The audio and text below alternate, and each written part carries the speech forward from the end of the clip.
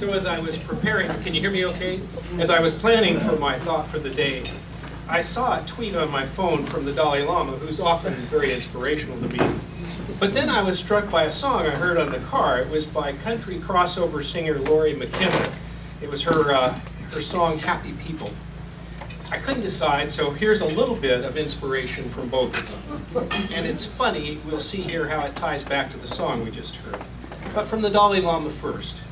Ethics are not a collection of commandments and prohibitions to abide by, but a natural inner offering that can bring happiness and satisfaction to ourselves and others. And then from Lori McKenna's song. It starts out, happy people don't cheat, happy people don't lie. They don't judge or hold a grudge, they don't criticize. Happy people don't hate, happy people don't steal. All the hurt sure ain't worth the guilt they feel. There's a chorus, more verses, and then she closes with, life is short and love is rare, and we all deserve to be happy while we're here. So I don't think either of these people are Rotarians, but by the sounds of it, it seems like they could be.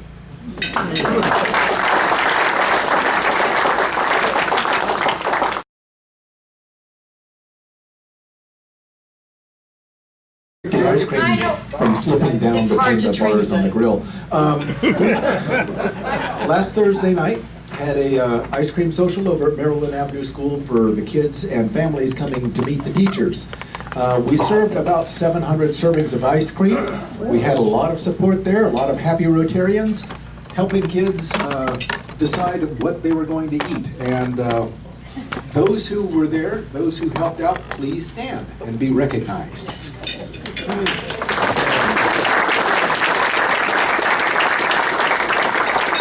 have some work to do for next year's barbecued ice cream recipe. Barbecue. I know.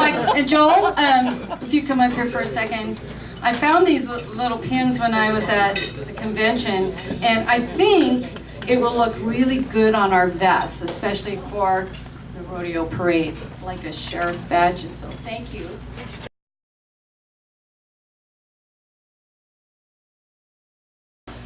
So today we kick off the first of the Paul Harris recognition for the 2018-2019 Rotary year. And I'd like to invite the following members to come up to the podium: Harold Garrick, John Hudson, and John Gordon. Judge Al Lewis wasn't able to be here today, but we'll catch up with him at a later date. So come on up, and before you receive, or you get your picture with Kathy, I'd like to present you each with your Paul Harris pens. So, Carol, this is your Paul Harris Fellow +1 pen. Thank you. Congratulations. You bet. John Hudson has a 2-for going on here because he was such a strong supporter of the John Shirley Summit Challenge and wanted to get us over the top. So John Hudson is receiving his Paul Harris Fellow +2 and Paul Harris Fellow +3 pins. Wow.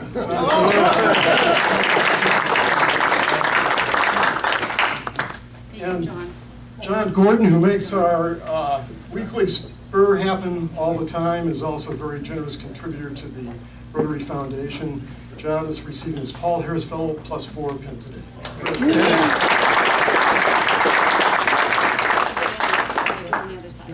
Thank you, John.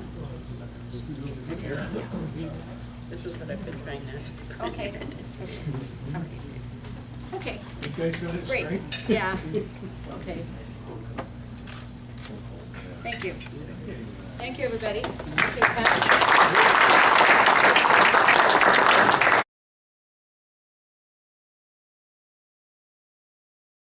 Thank you very much. Well, I have thought about this a bit because Pat asked if I could say a few words. I'm certainly very pleased that I'm able to make contributions to the foundation, and the part that I particularly like about the foundation is it's sort of a holding account because they basically hold your money for 3 years and collect the interest, and then they return it to the district in what's called district distributed funds.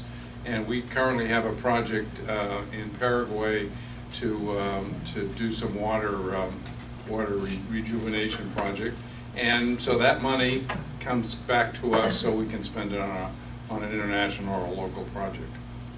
Thank you, Eric.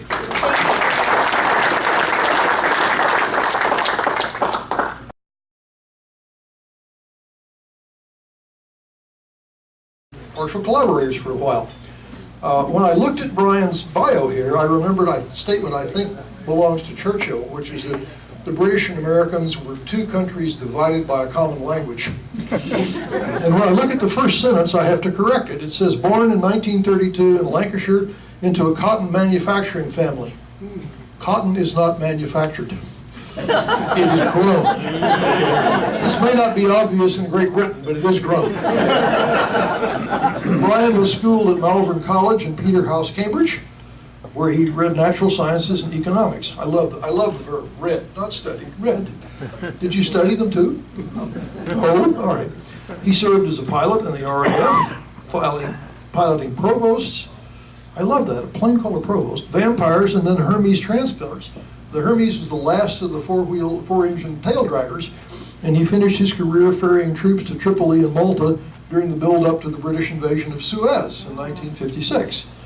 He married Susan Hayter, whom we know very well, as a member of our club, and moved to Canada, where he went through medical school at the University of Western Ontario. He went to Philadelphia to pursue a career in genetic and cancer research at the University of Pennsylvania. In 1972, came to the Lawrence Livermore National Laboratory, heading up a biomedical research team. He founded the international journal Cytometry and created a technology transfer program between LNL and the University of California.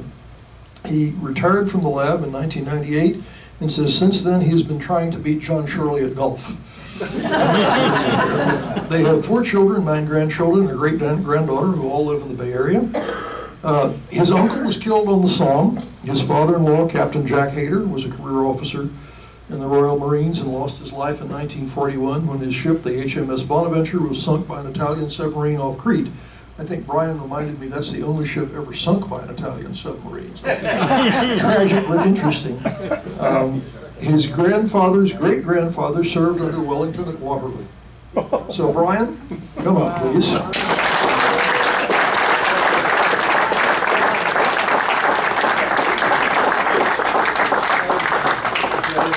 Thank you, Jay.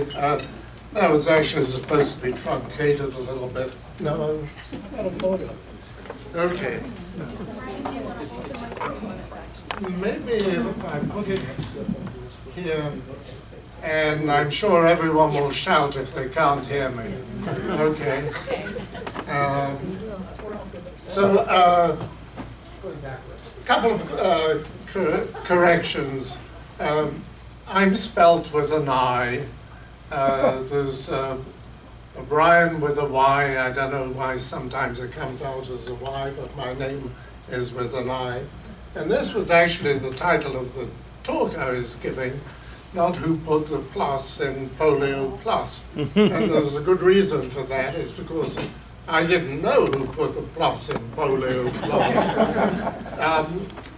Let me just ask a question. Does anyone here know who put the plus in Polio Plus? I do know because you told me. I only found out last night, yesterday. Does everyone here have a concept of why it's Polio Plus? No. Anyway, we'll try and talk a bit about that, and I'll explain things as we go along. So, first of all, though, full disclosure. My mentor for many years was Hilary Kaprowski, who developed the first oral polio vaccine, and which was widely used throughout the world, but was never approved in this country for use in this country. So most of you won't even know his name. Through Hillary, Hillary to do a postdoc with him that I went to Philadelphia, and my responsibilities there were studying the biology of poliovirus.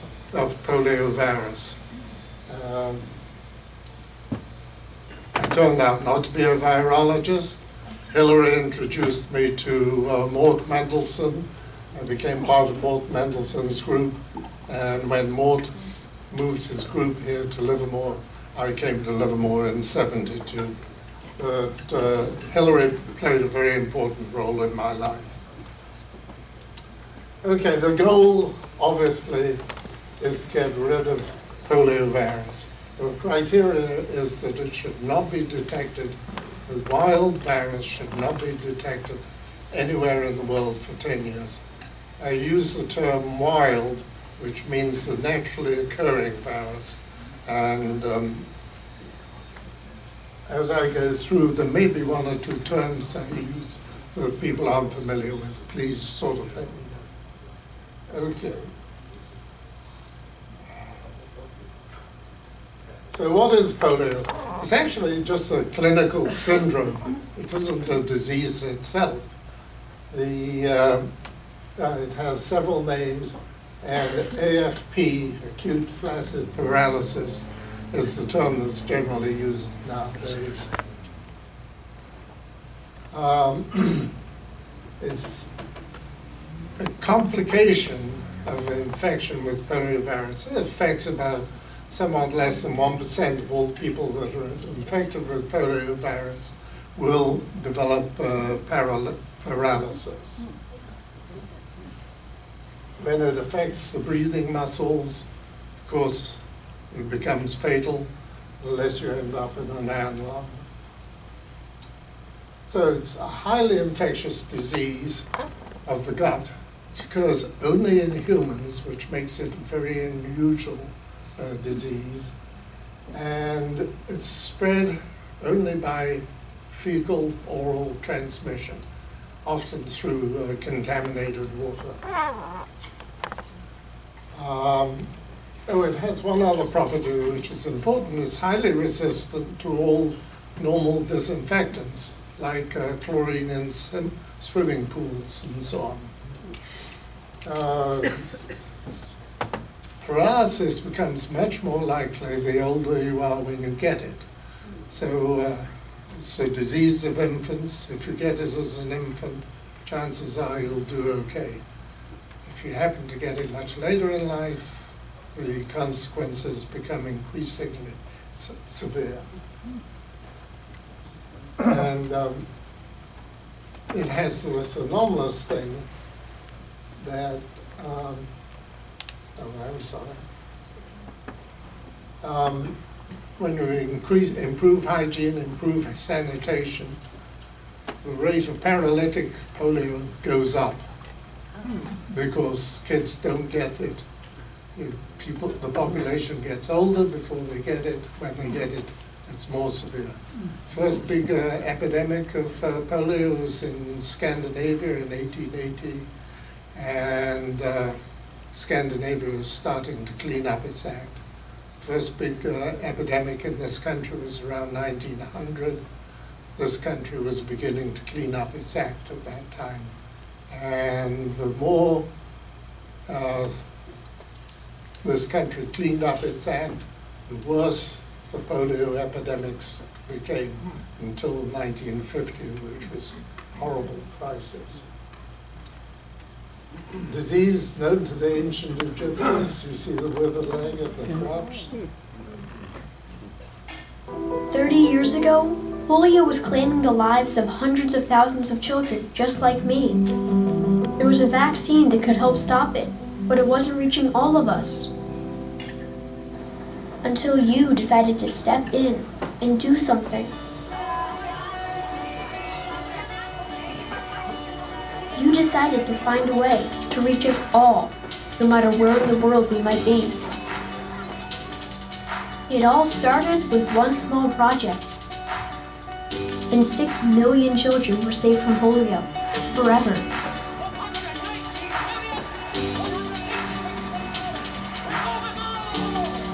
The world took notice, and things began to change.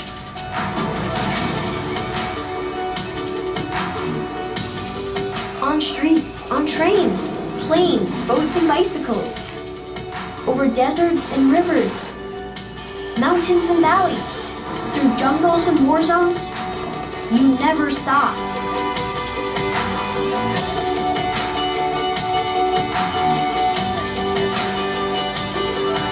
But it can't end here.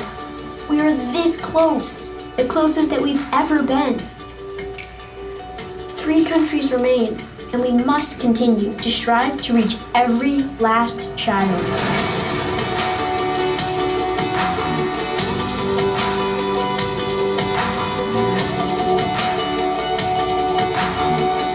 Because every life truly does matter.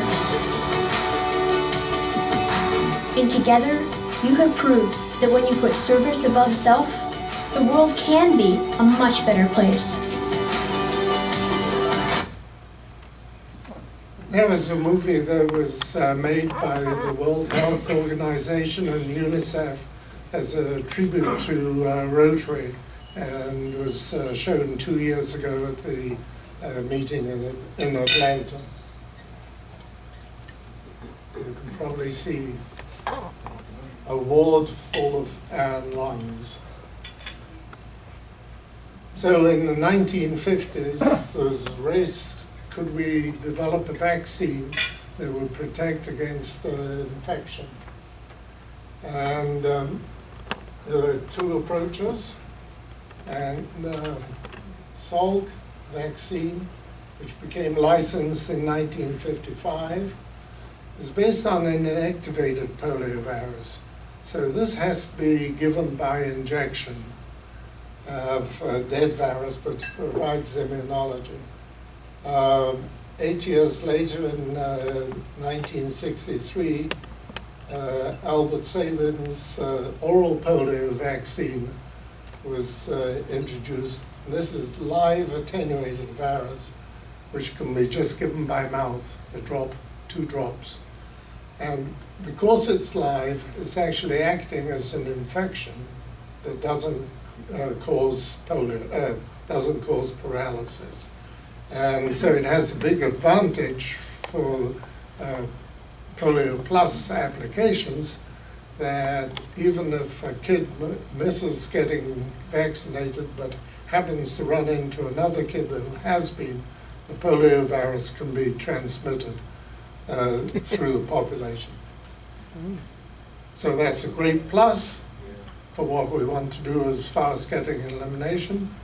Later on we'll discuss there's also a great minus to it. Just to show you what happened in 55, when the Salk vaccine was introduced, a dramatic decrease in the number of cases. There's been cases. And deaths. Last cases were in 1978. A small isolated group of Amish in Indiana were the last cases in this country. So how did Rotary get involved in all of this? In 78, Rotary decided that it needed to branch out and do something a little bit more than just the local projects that it had been involved in. And created the 3H program. And the 3H program still is the underlying initiative of the Rotary Foundation. Notice the name Cliff here, Cliff Dockerman, whom we'll be talking at the King thing. As I read through the history of what happened, Cliff was always the person that says, Rotary can do it. We don't have to live in the past. We don't have to limit our aims and ambitions. Very impressed. Clem Randolph at this time was from Australia, and he was the president, and in Australia they'd already had the experience of getting rid of polio, not only in Australia, but in some of the associated islands. So in 79, there was the proposal to eliminate polio from the Philippines, which is what they just alluded to in the film. And this involved about 6 million children being vaccinated. And they went through and discovered that it was useful using a simultaneous immunization, although this idea actually came from someone else. The experience of the Philippines was extended to other countries by Rotary. And in 1980, Sabin challenged Rotary to eliminate polio globally. Sabin, incidentally, was a Rotarian, a member of the Cincinnati club.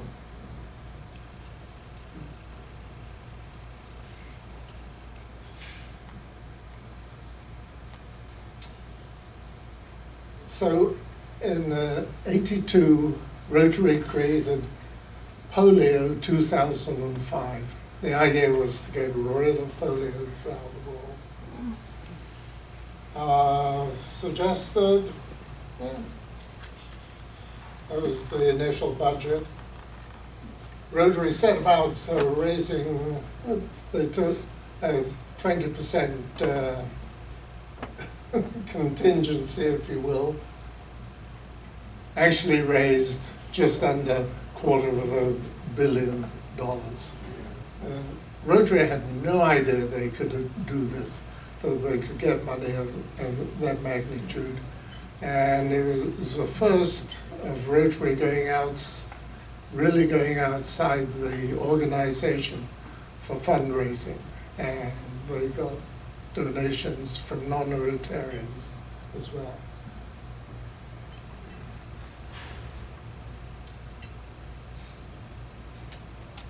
So Rotary went to World Health Organization and said, hey, we want to get rid of polio. What about it? Hey, you guys are just a service club. What do you mean we're just a service club? We have $250 million in our pocket. We've got 1 million volunteers. Oh, what was that? And immediately there was enormous interest. RI then made a grant of several $1 million to the World Health Organization to set up a bureaucracy, if you will, to run what became known as the Global Polio Eradication Initiative. And at the same time, RA committed to pay for all the vaccines that were delivered.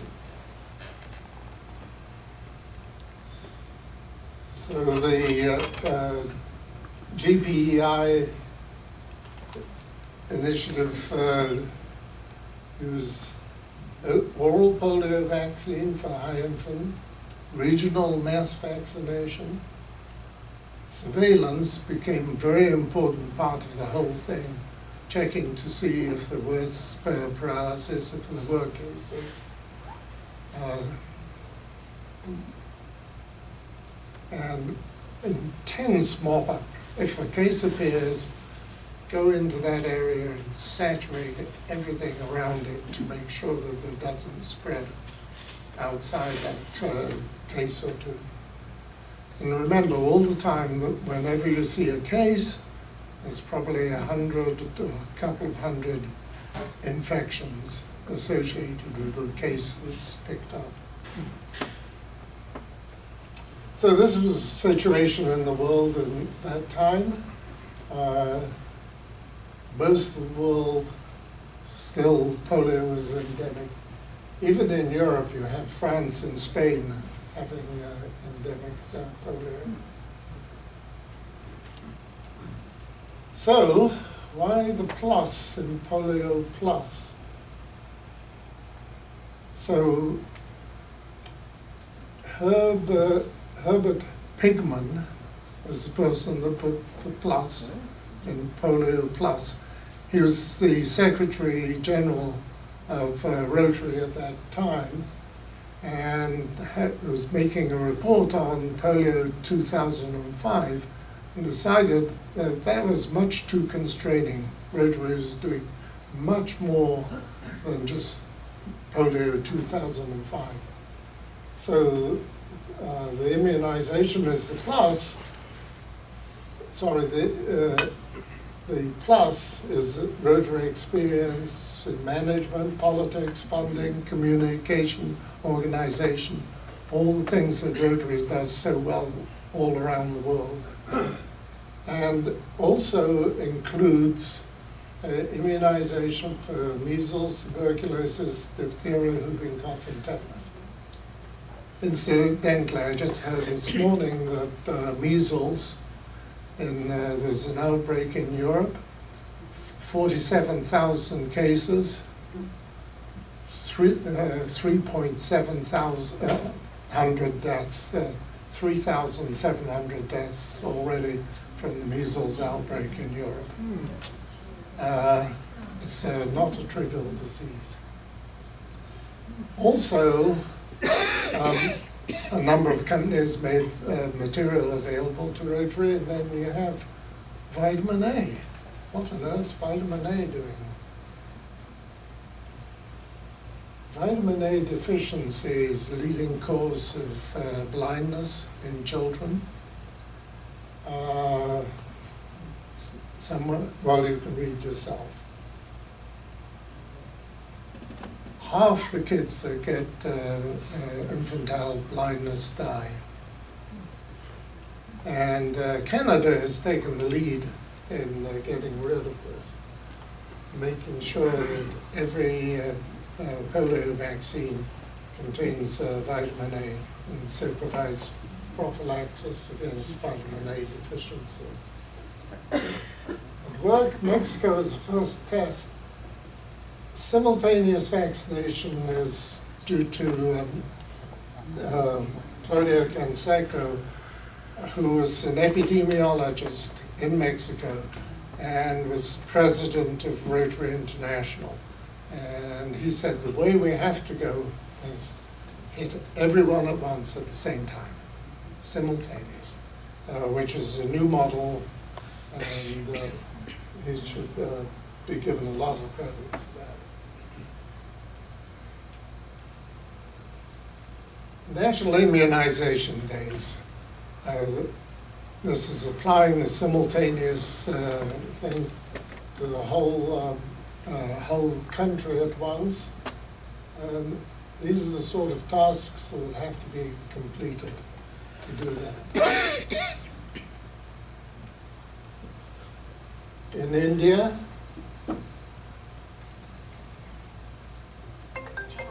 look at these statistics. Number of children immunized works out at 6,000 kids being immunized every second on National Immunization Day in India. Just imagine the logistics of trying to do that. And there are volunteers from around the world.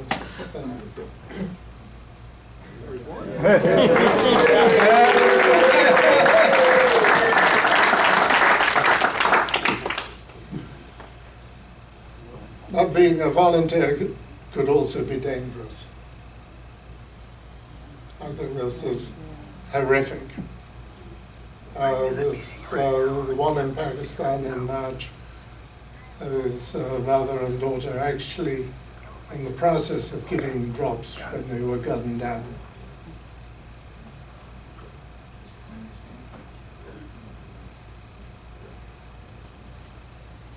So,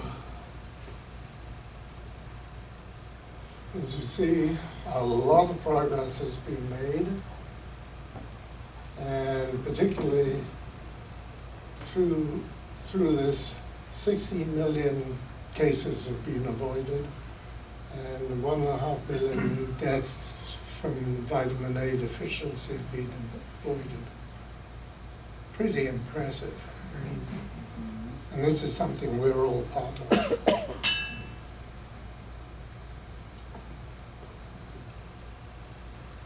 In 2016, there were only two areas Nigeria, and Pakistan, Afghanistan. Nigeria was northern Nigeria where the Boko Haram folks were, and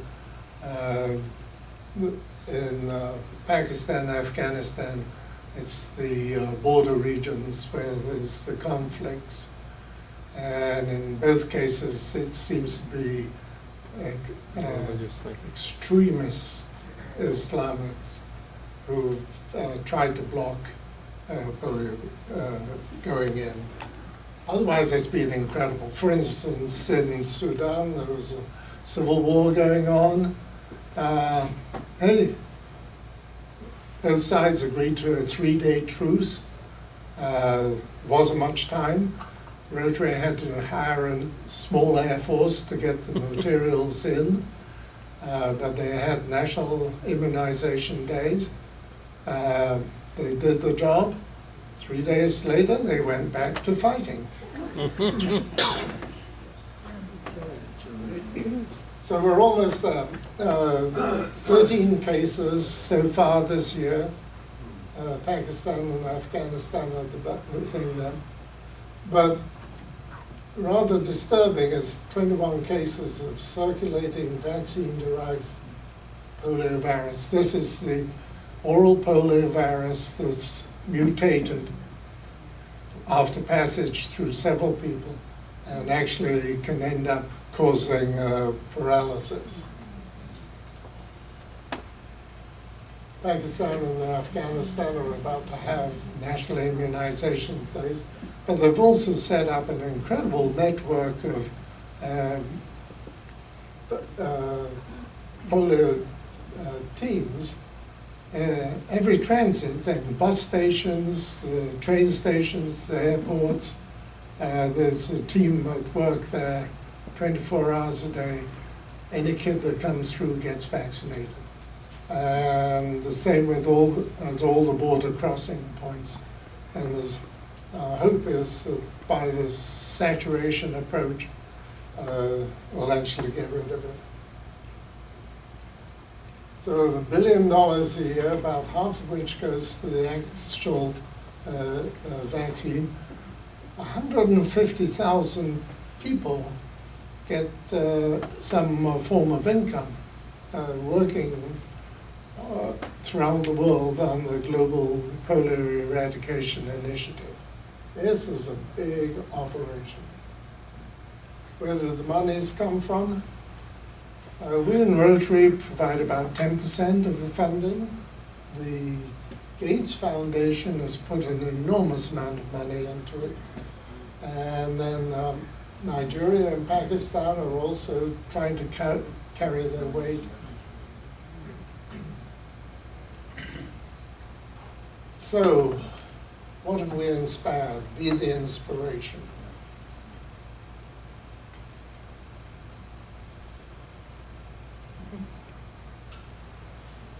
And what have we achieved?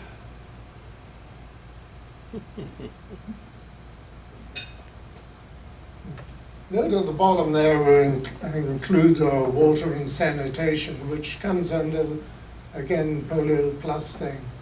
Anything to help break the transmission. And so Rotary considers that as coming very much under the same aegis.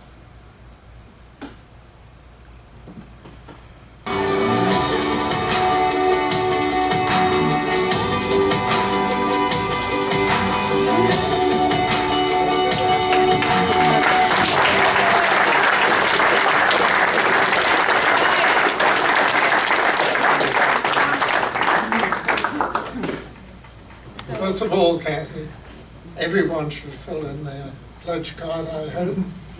And I hope that if my talk has been any success, it'll be maybe a little bit more than you were thinking of originally. Go, We Brian. have to take questions after. You'll stay after, won't you, Brian? I'll stay on. Okay, I'm sorry, we're getting close here. You did such a great job, I didn't want to stop you from talking, Brian. Because I waited a long time for this. So, you have a choice of This is not a beverage. Olive oil or wine? I'm going to try the olive All oil. right, okay.